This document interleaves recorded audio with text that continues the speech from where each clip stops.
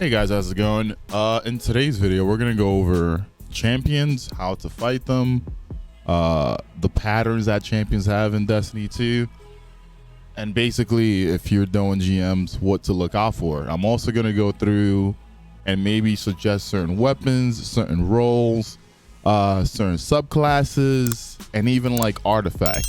So in today's video, I'm probably gonna make my character around 1254, 1257. The reason why I want to do that is because I want my enemies to have red swords by their names, which will show the value of what you can do when you're in GMs, because those enemies will also have red swords by their names. The first enemy that we're going to go with today in this breakdown is going to be Overload champions.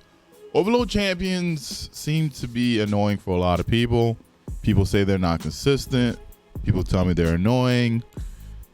So in this video, we are going to do our best to figure out Overload champions. All right. So I'm currently 1256. I'm going to be loading into a 1280 law sector. Okay. You're going to see that the enemies are red bars, and there's definitely a difference in how many shots you need to basically stun a champion if you're at light with them or if you're under light, right? Same thing for breaking shields. You need to put out enough damage. So that's another reason why I did my best to try to bring my light level as low as possible. Now, one of the main things I like to recommend, if you could get your hands on a scout rifle with explosive payload, do it. Explosive payload will make sure that you only shoot one less shot to stun a champion. And what I mean by this is, there's Patreon lost causes and there's a night watch. If you don't have a Patreon because you weren't here for Season of the Dawn, completely understandable. Night watch is something that still drops in the game, and it can come with explosive payload. Why do you want to use explosive payload? Explosive payload basically allows you to hit in 4 different places at once. And not only that, yes, it does take away from your initial crit damage, but it is a 7% buff to your overall damage, meaning you're doing more damage in more places at once. So what I'm going to do is I'm going to go into this law sector, and I'm going to show the differences here. But here's another thing. The scout also has Vorpal on there. So if I use Vorpal will help you, because Vorpal also allows you to do 15% extra damage against majors, right? And if you tie that up with a major spec, you might be able to do the same amount of shots as you would with a gun that does not have explosive payload. So I do have a few weapons here, like the Scholar from Trials or the Guidance Sight Scout Rifle from Iron Banner. So we're gonna go through and see what to expect. I'm gonna go with the Vorpal weapon first, and we're gonna see the difference in how many shots it takes to stun, and then we're gonna go over and use the explosive payload so you guys can kind of see the difference here. All right, here we go.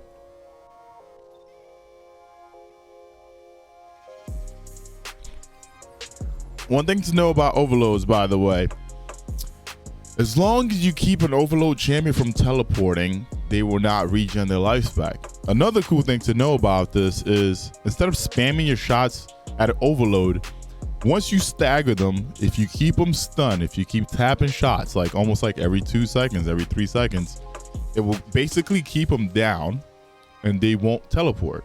So let's go through here real quick, kill some of these guys, and then focus up on the champion. As you can see, these guys have red swords by their names, meaning I am in that light level difference that I wanted to. All right, so here we are. We have a captain here. 1, 2, 3. And as you can see, I stunned them in 3 shots. Why did I stun them in 3 shots? Is because I have Vorpal on, and I also have on Major Spec, which works on Overload Captains. And as you can see there, as long as I keep my stun on, he doesn't teleport. You see what I mean? He does not teleport. And yes, they're very deadly. If you're using a scout rifle, you're gonna want it to be at range. Also, having explosive is also very forgiving. So basically, if you kind of miss your shot, but you shoot around the target, it is going to stun it. All right, where is our favorite captain? Wow. This guy's a beast, man.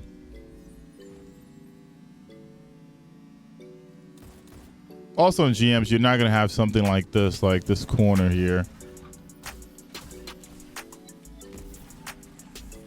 All right, so you see he's up. I'm taking cover, keeping him stunned. He's not going to teleport. And boom, I'm keeping him stunned.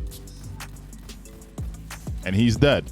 All right, so the whole focus is after you stun him, you do damage, and always have, whether it's you or your fire team member, you have to keep consistent overload shots on him.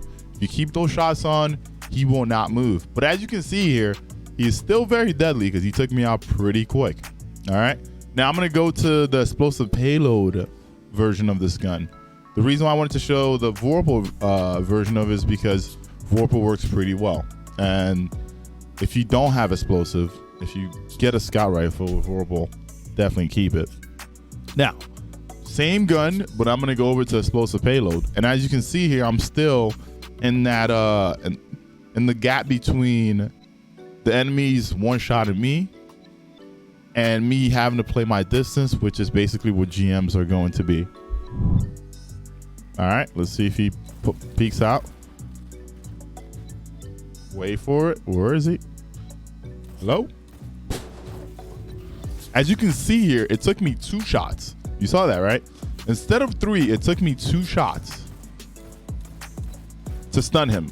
And why did it take me 2 shots to stun him? It's because of explosive payload. All right. And just like that, I keep my my shots on. He is not going to teleport, and that's an easy kill. So explosive will make a difference on the gun. Now, I'm not saying that Vorpal is bad, but if you have explosive payload, it's only going to take you 2. You tap, stunned, and you get to go about your business. Now, next, there's overload when it comes to the artifact on your solar and your stasis grenades.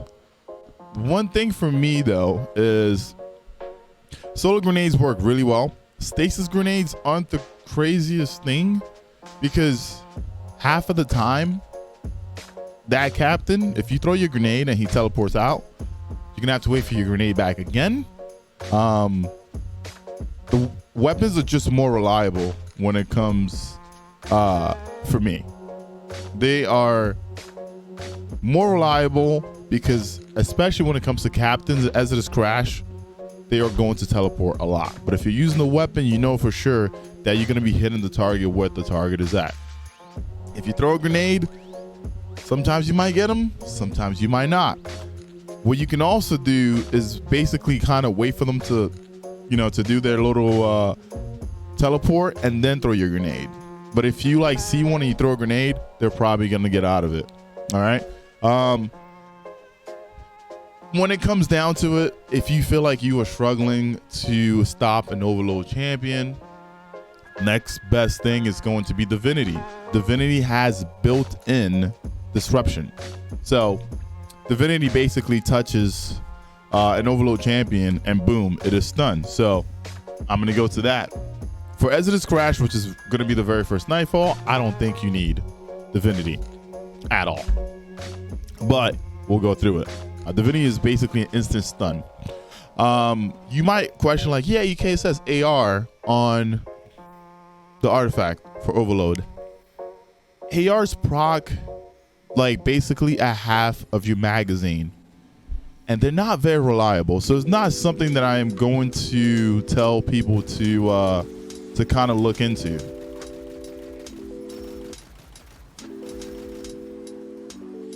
All right, so let's wait for him to come out. He's on something. You see that? As soon as you touch him with Divinity, he is going to be stunned. And the thing is, a lot of people don't pay attention when I was saying, as long as you keep overload shots on, they don't teleport, and you can stun them again. Divinity does that by itself. So people never notice that if you have an overload weapon, you need to do the same thing that Divinity does, because most people just keep the bubble on. You see what I mean? It is an instant stun. Also, let me keep my distance. So, you know, a lot of people are like, oh, Divinity works really well. You could do the same thing with other weapons. It might take you a little bit longer. You might need to be on point, but as I've shown, as long as you pace your shots, you can do the same thing that Divinity does for overload champions. Next, there's only 2 energy scout rifles in the game that I know of. There's the Trusty from the raid, and there's the Royal Chase.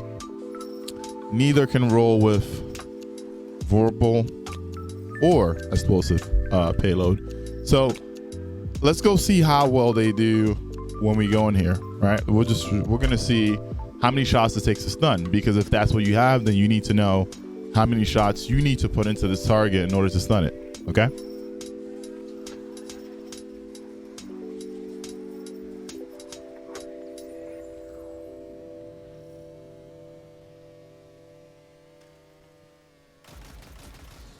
Let's get rid of these guys.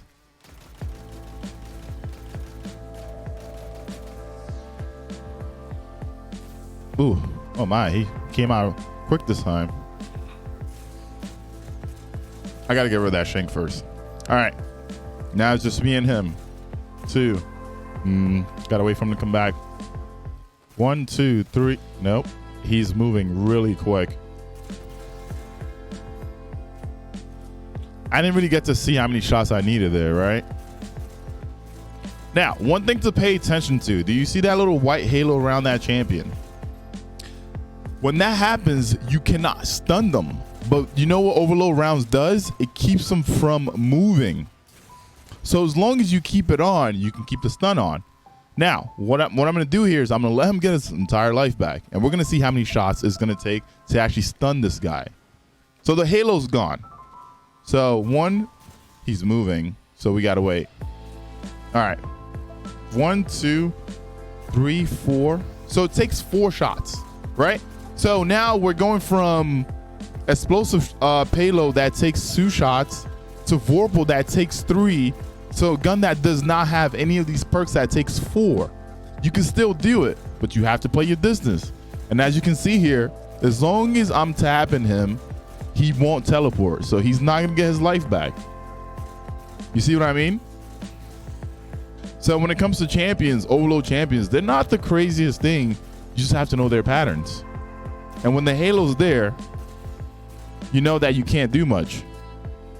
But if you end up with the scout, or if you end up with the trustee, just remember, you're gonna need 4 shots.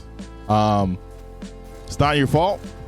You know, if you weren't here for Season of the Dawn, or you don't end up with, you know, the Gambit Scout Rifle. But yeah, he teleported, so let's see. The game is actually very forgiving there, because he teleported and he didn't get his life back right away. So you're able to kind of still work on him. All right.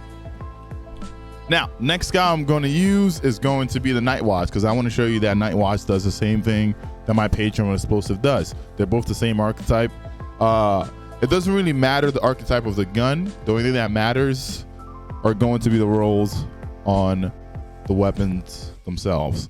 And like I said, explosive payload matters a lot. So now we're gonna switch to that. I'm gonna go with the Night Watch, and I'm also gonna put on the Raised Scout Rifle, the Trustee, because you're gonna see that it takes 4 shots here, but it's only gonna take 2 there. All right.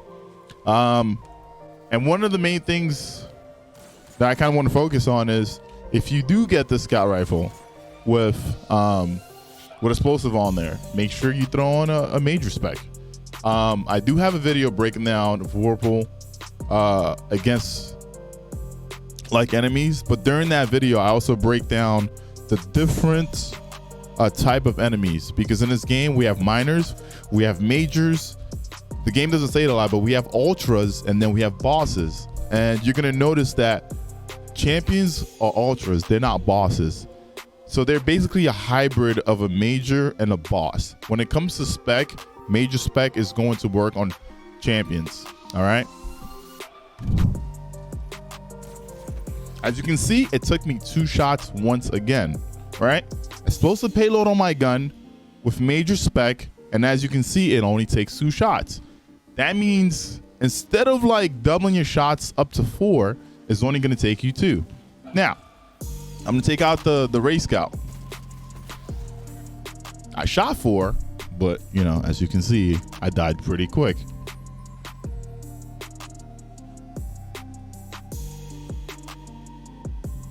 Is there an ad on this right side or something?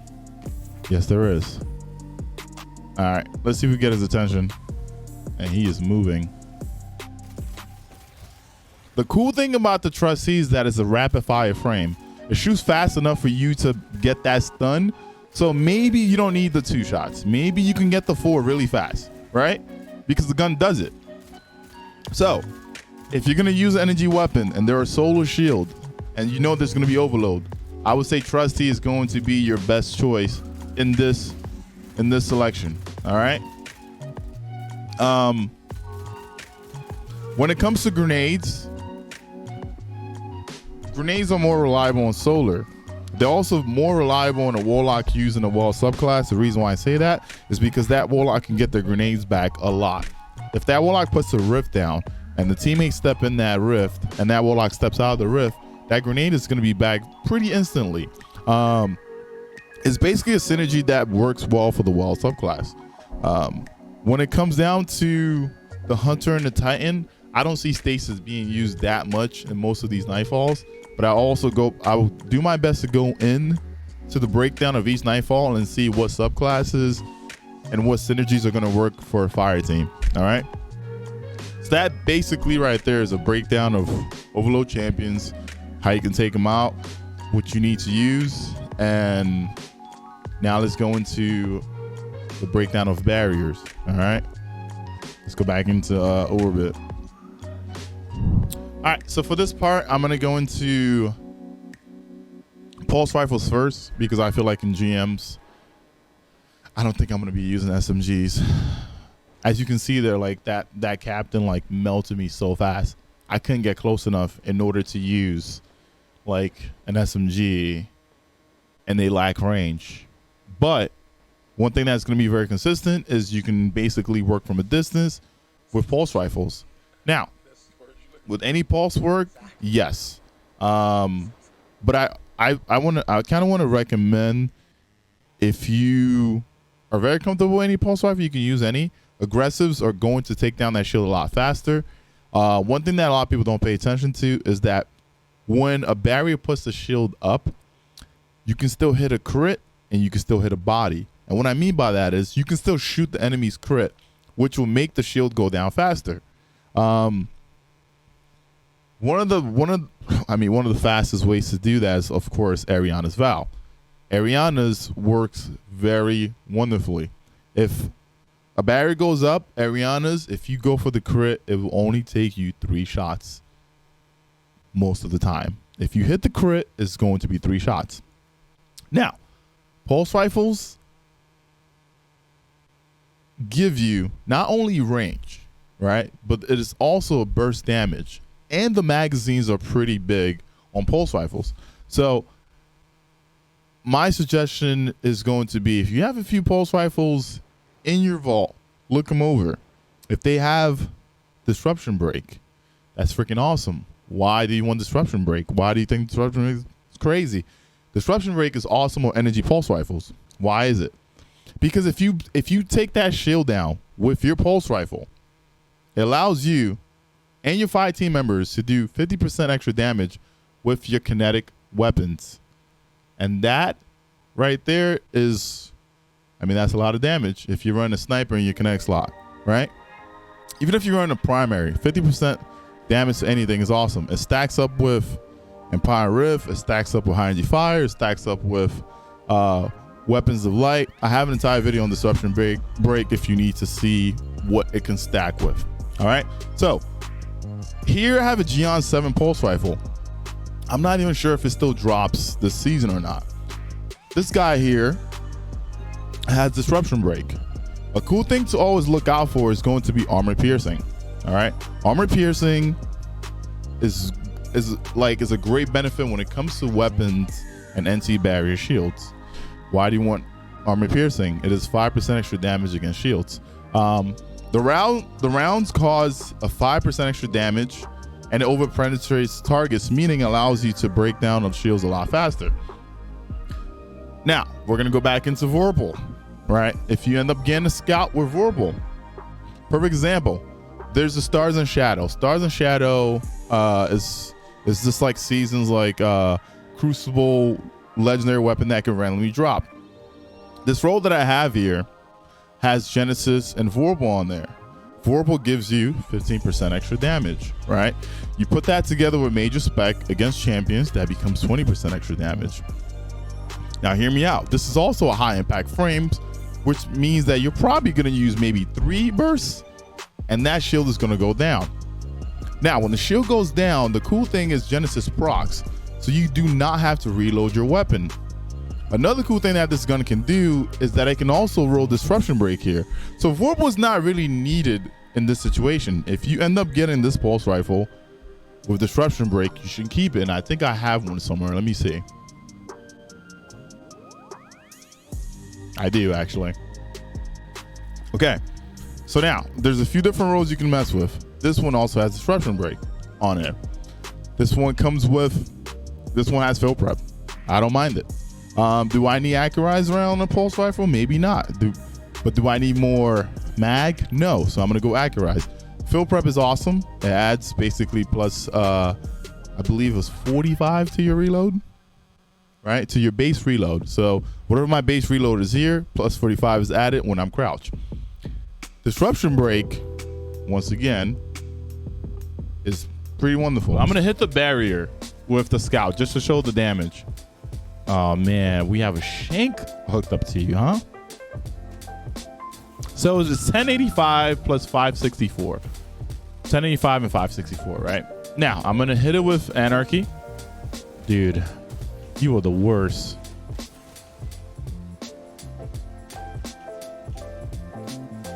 It's taking damage, okay. I remember I said you can shoot a crit. Why is he not shielding up? Is he just gonna be there the whole time? All right, so you see how I can shoot a crit or I can hit, white numbers, but if you shoot the crit, it brings down the shield a lot faster. Now the shield is down, disruption break is proc, and you see it goes from 1057 or 1085 to 1680. What was that number? It was like 1680 something. All I know is that I got the 50% buff from disruption break. So that buff not only applies to me, but whoever's on my fire team at the time. All right, so disruption break is pretty awesome for that. Now we need this guy to go back in the same spot. How are you tied to some of these guys, man?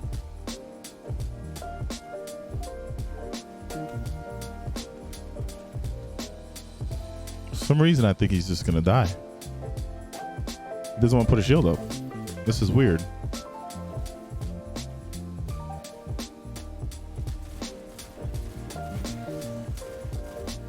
But as you can see there, on an adaptive pulse is going to be 3 to 4 bursts. But if you hit all crits, more like it's going to be a 3 burst. Now let's go to the Stars and Shadow, which is a high impact, and let's see if it's still a 3 burst or if it might be a 2 burst. Let's see. All right, so I'm gonna go first with the Vorpal roll, and then after that we'll use the disruption break roll. But the Vorpal roll is to see if I can take it down a lot faster in 2 bursts instead of 3. All right, so here we go. And honestly, I don't think I need to go invis here. So what I'm gonna do is I'm gonna run. Let's do a stasis grenade real quick. Thermal overload. A surge eater. All right. Okay, so the captain is out of my way. Now let's see if we can work on this champion. Man, this shank is actually like...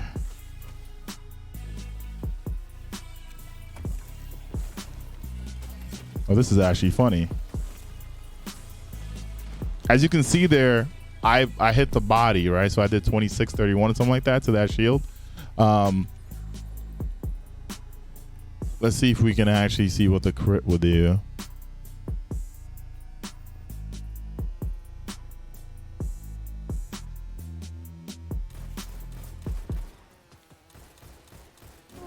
Let's get rid of some of these guys first.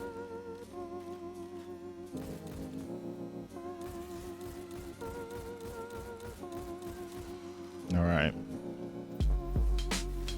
Where is this guy?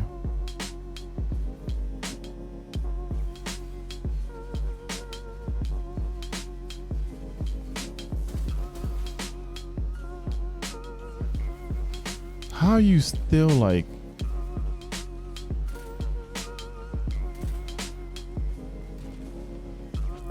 As you can see, it is 3053 and it took me 2 bursts. So if this gun here were Vorpal and Major, it took me 2 bursts. Hold on. You see what I'm talking about? The other guy was about 3 to 4.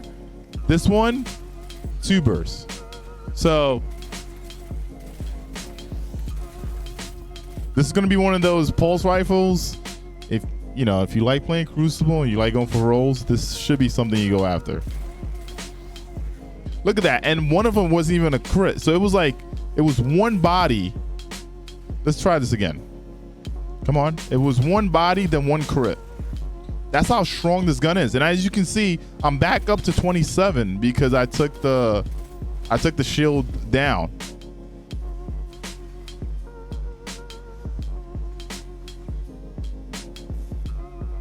We'll wait for it to get back up again. But I think this pulse is going to be the way to go, especially in GMs. When you're under light, it's pretty strong. It's a high impact. You should be able to shred through a lot of the minor adds as well. But yeah, no matter what, let me get rid of the shank. All right, now it's just us and him. You see that? And you can see that I'm doing 2105 to the body. And that's what I meant by when you're facing a barrier champion, it doesn't matter if you hit the crit or not. Because if you hit the crit, you're going to take it down a lot faster than you hitting just the bubble. It seems like a lot of people don't know that, especially when it comes to barriers. But as you can see, that burst is so fast. And I'm back up to 27 all the time. So Genesis and Vorpal is a really nice role to have. You see? Meaning you don't have to reload. And then if you have like a sniper, if you have a heavy, something that you want to take out on this guy, you can easily do it. Now, disruption break roll is more for if you just want to do extra damage to a champion. But that is the breakdown for barriers. If you have any questions, you can always just ask it in the comments. I'll do my best to reply. I am live every day on twitch.tv/Ekuegan if you want to come in and ask me any questions. Now we're going to move over to the next champions, all right, which is going to be Unstoppable. It seems like a lot of people have issues with Unstoppable as well. So we start out with Overload. Barriers are pretty simple. We're going to go over to Unstoppable. All right, now for this, I'm going to go over shotguns, and shotguns also have an Unstoppable mod on there. And here's the thing, when it comes to shotguns, you don't have to aim down sight or anything. You can just shoot the shot and it's going to stop the target. So if you're a hunter and you know that you could probably kill that target within a certain amount of time, you could probably go in Viz, shotgun it, and you guys can take it out really quick. Or if you're sorting, like if you're using Lament or something. Now, let's say you're running Void subclass. I spoke about this earlier. If you run Unstoppable, Schwarzschild Condenser, your Void melee is also stagger the enemy. All right, so I'm basically going to show you 2 previews of that. All right, so here goes my Void melee. And if you're running bottom 3 Void, you can throw it, dodge, and get it back. Now, when this target gets up, it's going to have a halo. I can't do anything to it. It goes back down. Boom. Once again, That is another accurate thing right there. Now, I'm gonna get my smoke back real quick because I threw my grenade at him. I'm now gonna try to get close to this target. Now with the shotgun, it could be anywhere. It could be on the body, it can be on the side, whatever it is, and it's going to stagger the enemy. You don't need to aim down and be like, oh, I need a proc unstoppable. As you can see here, I have unstoppable shot on my shotgun no matter what. So I don't need to do any of that. All right. So you can just walk up to a target and be like, hey man, what's going on? Don't forget, there's a 5-second cooldown. You might need to get the hell out of there. Right? But shotguns will always have it. Is it risky in GMs? Sure. But honestly, I'll tell you, some of the GMs, you're probably going to be able to get away with this. Especially if your team is on point, you guys have the synergy. You could probably all go in and boom. Like you can take out the ogres as a team. Slugs are really good this season. So if you have a slug with Vorpal, throw major spec on there, and there goes your magic, man. You can definitely do some stuff. If you got the balls to do it, hey man, more power to you. But I kind of want to show that as well, because I know someone in the comments can be like, hey man, you forgot about shotguns. No. Also, this you can put on Accuracy, you can put on Tractor. A lot of these things will work, and I'm pretty sure there's probably going to be a lot of people in the community that probably like do speedrun or something like that. They're probably going to use Tractor because they can just stop the the unstoppables with just one shot and then like kill it. Like whether they're swording or shotgunning or sniping, whatever it is, it's gonna that's another option. But yeah, all right. So this part, I'm gonna go over unstoppable enemies, ogres, and why they're pretty simple to kill. All right. A lot of people seem to like freak out against unstoppable enemies. Why, like you can't stop them. What is the thing about unstoppable enemies? And I am going to break down why unstoppable enemies are pretty simple. This season, when it comes to the artifact, you basically have two ways. You can use a hand cannon, or you can use void melees. So as a hunter, if you're running like bottom tree void, or even top tree void, or even middle, if you throw your smoke or whatever you have, it is going to stagger the champion, and that is a sure way to do it. Now I'm basically gonna give you the theory that I use for Overload. Explosive Payload allows you to be more consistent against unstoppable enemies. Do you need a hand cannon with explosive payload? No. Is it nice to have one so you can be very basically what's the word I'm missing here? On point? Yes. If you have explosive payload on it, it's not just one shot, it is 4 shots. So when you aim down sights and you load up that unstoppable shot, you now have 4 chances to stun in this champion.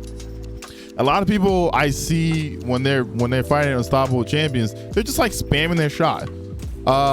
And that's the thing. Overload shots, you spam to get it going. Unstoppable, you have to aim down sight and you wait, and it'll show you on the left side of your screen, it says unstoppable shot. That's when you know that you have a shot ready. And if you shoot at your target, you basically stop it. Now, one thing to pay attention to, after staggering unstoppable champion, you see that they got back up and it had a halo.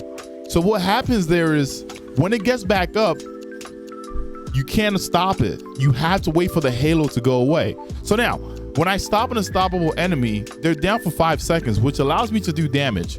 When they get back up, they have a 5-second where you can't stop them. You see that? So he's down, you get to do damage, and then when he's up, I can't do anything. And I see a lot of people freak out, oh my God, my unstoppable shot is not working. No, it's not you, it is the mechanic for the champion itself. If you do not wait for that bright beam to go away, you can't stop it. All right? A lot of people freak out, oh my God, this bullet doesn't work. It does work. Patience. You see what I mean? He's down. He's going to take damage. It is 48.93. When he's up, he's not taking that same damage anymore. All right? So the gap to kill an unstoppable enemy is about 5 seconds. Right? Then you wait. They get up. They have that 5-second cooldown. You stop them again. It's pretty, when it comes to unstoppable champions, you have to pace yourself. Same thing with overload. If you overthink it, then you are probably going to die. All right. Also, I wouldn't say play it close. Try to, keep distance, especially in GMs. These champions are very aggressive. If you have to use your angles. Like same thing here, right? I had an angle when the ogre was in mid. I kind of used this to my advantage. I had this angle, and if the ogre came up the stairs, I would go here. One important piece that I always want to tell people when you're going against champions, like literally, if you go in a room, do not take out the champion first. Take out the small lads. In GMs, small lads will be your downfall. If you go for that champion and that small lad comes around, guess what? You're now focused on the small lad, and that champion can easily kill you. So the best thing to do whenever you go into a GM, focus on small lads, because as soon as you do that, that champion is a 3v1. Like it's you and your fire team against that champion. That is it for me today. If you guys like this guide, you like my breakdown, please make sure you hit the like and the subscribe button. It does help out the channel. Maybe we can get to 10,000 subs before the new year. But yeah, that is my breakdown on how to fight champions, and I will have decisive breakdowns for each Nightfall, like what I'm going to do, where I'm going to be at, what angles I'm going to use, what subclasses. So if you like this kind of content, please make sure you, once again, subscribe to the channel, man. And I'll see you guys on the next one. Thank you for watching. I'm usually live at twitch.tv/Ekuegan if you want to come check me out sometimes. All right. Bye-bye.